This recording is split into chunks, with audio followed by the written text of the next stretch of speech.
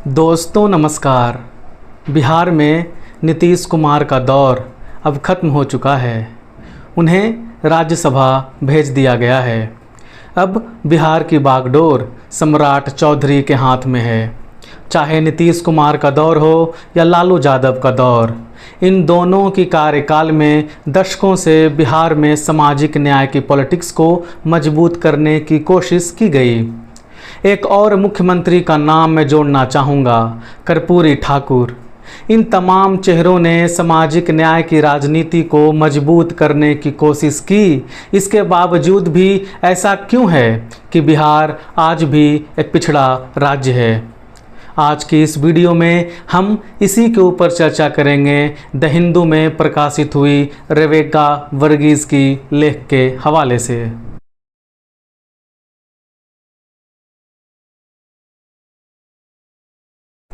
28 अप्रैल को रेवेका वर्गीस ने द हिंदू में एक लेख लिखा जिसका शीर्षक है examining the road blocks to Bihar's development trajectory, यानी वो वजहें जिसकी वजह से बिहार की विकास की गति थम गई है।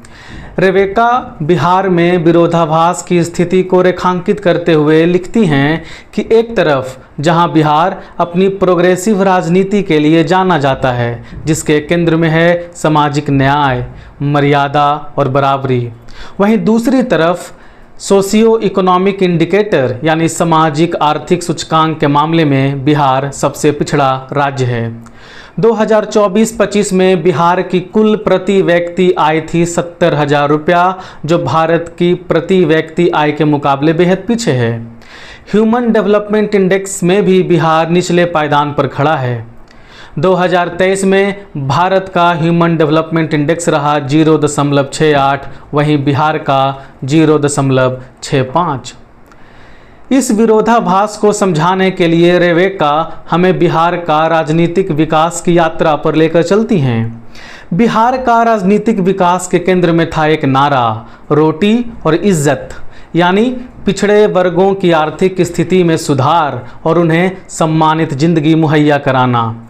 इस मकसद को मंजिल मिल सके, इसलिए स्वतंत्रता संग्राम के दिनों से ही बिहार प्रदेश किसान सभा की अगुवाई में किसान आंदोलन के साथ साथ लैंड रिडिस्ट्रीब्यूशन यानी भूमि पुनर्वितरण, जातीय एकता और सामाजिक न्याय की लड़ाई लड़ी जाने लगी।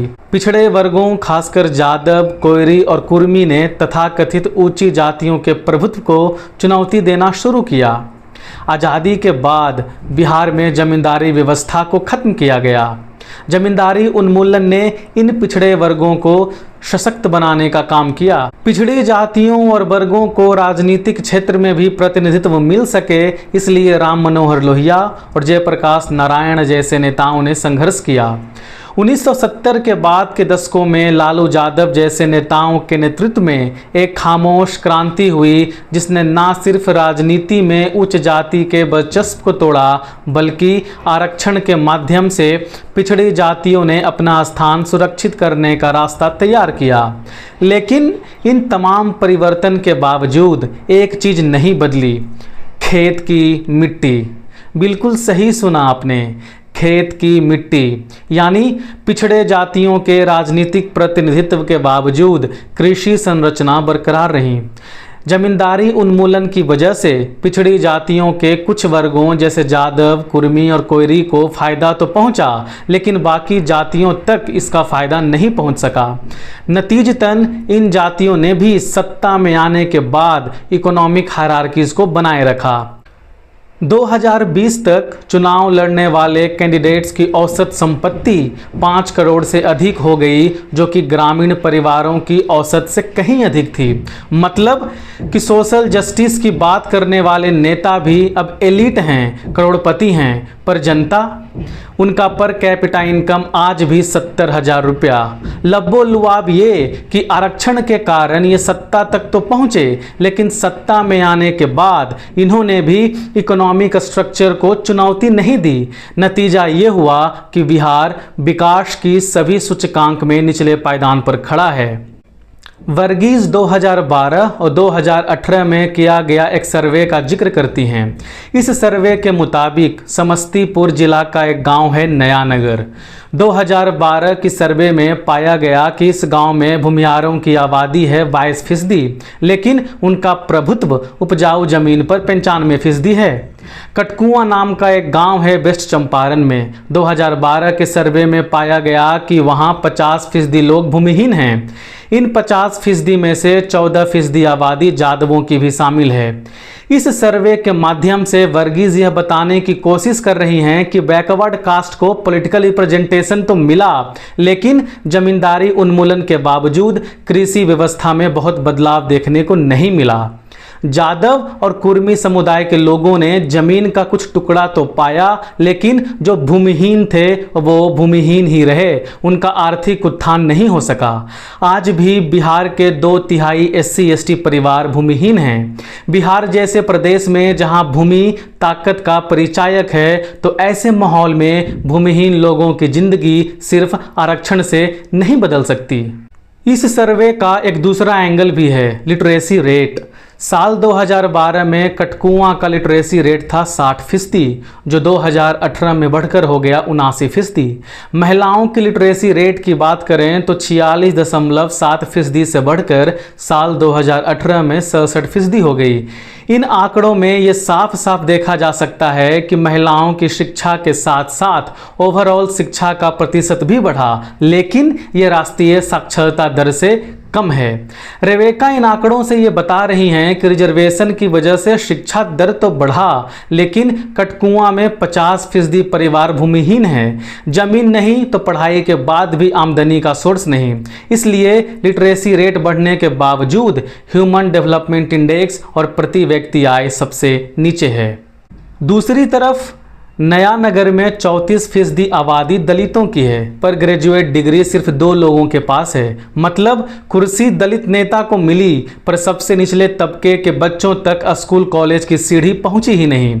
इसी नया नगर में 22% भूमिहारों के पास 95% उपजाऊ जमीन है। यानी जिसके पास जमीन है उसके पास पैसा है, पैसा है तो बच्चा शहर भेजकर पढ़ा लोगे, कोचिंग दिला दोगे। जिसके पास जमीन नहीं वो दलित परिवार 10वीं के बाद बच्चों से बोलेंगे बेटा खेत में मजदूरी कर या दिल्ली भाग। पढ़ाई बीच में छूट गई।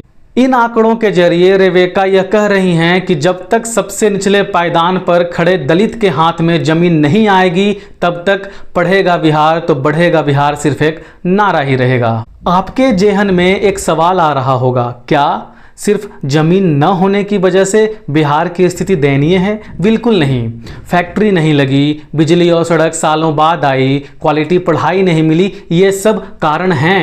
पर रेवेका का पॉइंट ये है कि बिहार की 76% आबादी खेती से जुड़ी है, और खेती के लिए पहली जरूरत क्या है? जमीन।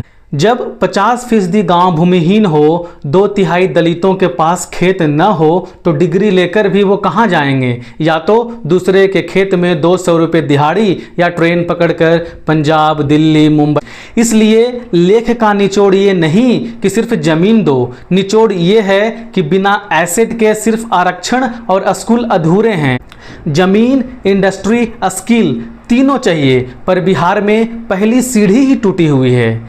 जमीन अकेला कारण नहीं है बिहार के बदहाली की, पर बिहार के कॉन्टेक्स्ट में वह सबसे बुनियादी कारण हैं, क्योंकि जब बेस ही नहीं होगा तो ऊपर बिल्डिंग यानी फैक्ट्री, नौकरी, स्टार्टअप कहाँ टिकेगी? रेवेका अपनी पॉइंट को समझाने के लिए केरला का उदाहरण देती हैं। केरला में क्या हुआ? वहाँ जमीन का बंटवारा हुआ, गरीब को अपनी जमीन मिली। जमीन मिली तो क्या मिला? सुरक्षा, कल की चिंता खत्म। फिर उस जमीन पर लोगों ने बैंक से लोन लिया, बच्चों को पढ़ाया, घर बनाया। इसलिए केरला में पढ़ाई के साथ साथ तरक्की भी हुई। पर बिहार, यहाँ आज भी ताकत का मतलब है जमीन, और जमीन 95% अभी भी एक ही वर्ग के पास है। इसलिए रेवेका साफ लिखती हैं, जहां रोटी और इज्जत दोनों जमीन से तय होती हो, वहां सिर्फ रिजर्वेशन की कुर्सी दे देने से गरीबी नहीं जाती। उम्मीद है आपको यह वीडियो पसंद आई होगी। यदि आपको यह वीडियो पसंद आई तो आप हमारे चैनल को सब्सक्राइब कीजिए और लोगों तक ये वीडियो शेयर भी कीजिए। बहुत बहुत शुक्रिया।